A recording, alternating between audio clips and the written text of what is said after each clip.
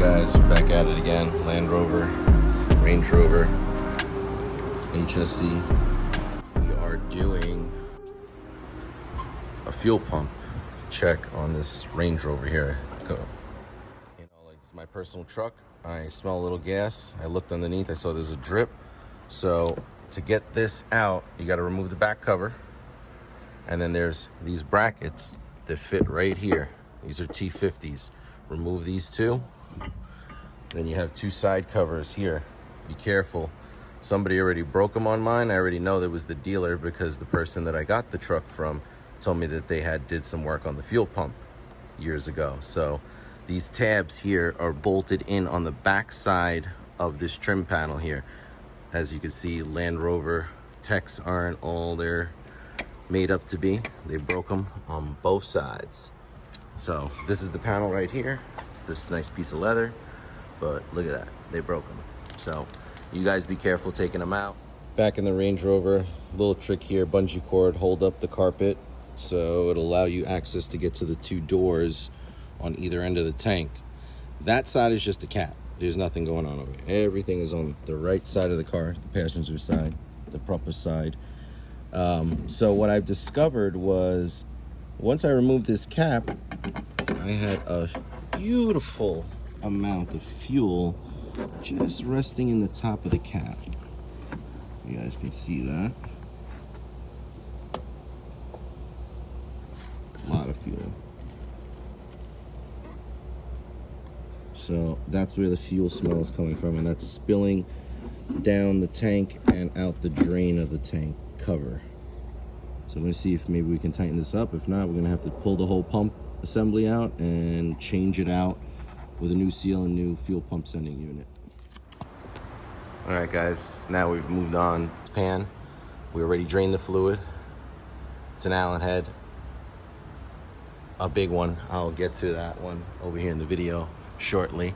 And there's a fill plug on the side, on the right side over here, located right there.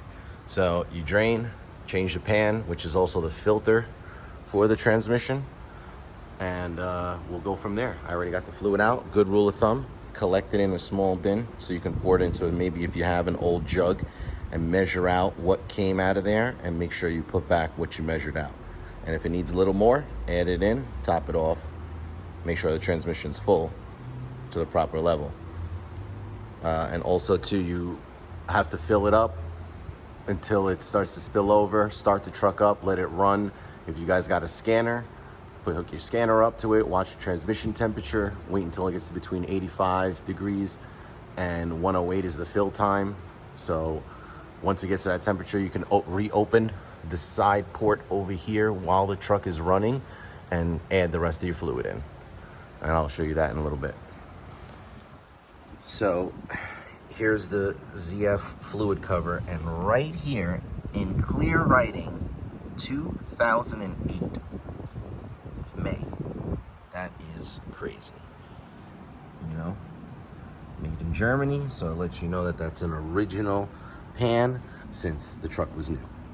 They might have changed the fluid, but definitely not the filter, and that's a big problem with these transmissions. All this fluid, if you see here, is dirty.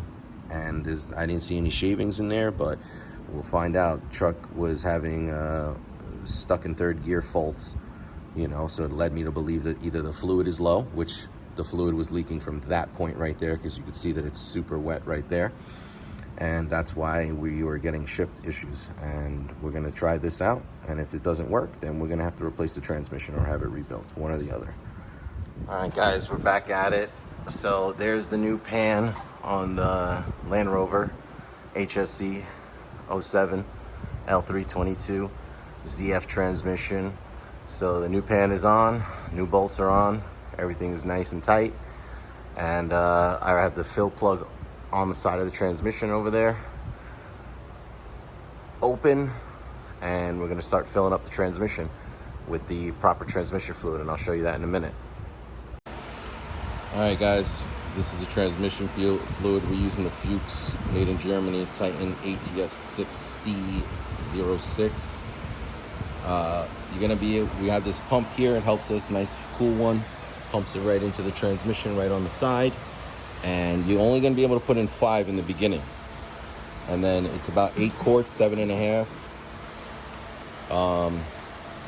Once you get the 5 quarts in, it's going to dribble out. It's going to dribble out of the fill hole, and then you're going to have to put your plug back in.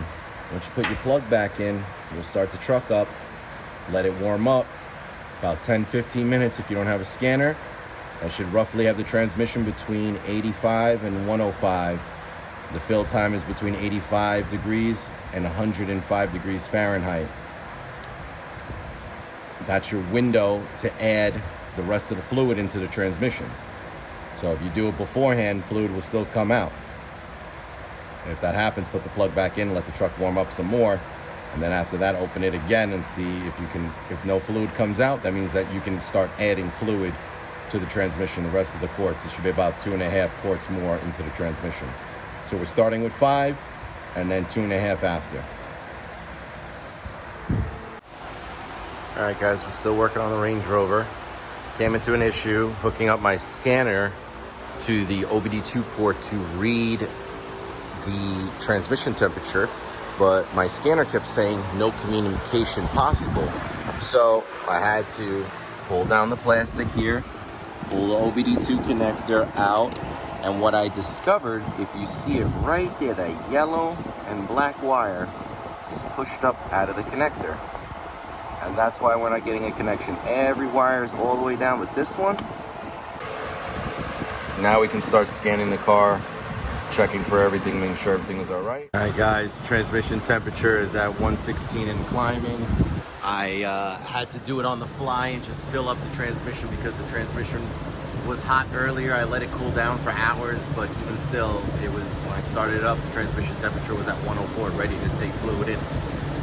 That's like the first time it happened for me, but it worked. I mean, the transmission was hot, it started taking fluid immediately. So I got the last in there. I got 6.5 quarts in there. I checked the fluid, I drained it into other containers, and it was about 6.5, a little extra. I put a little extra in there, let it dribble out until it comes to a steady stream.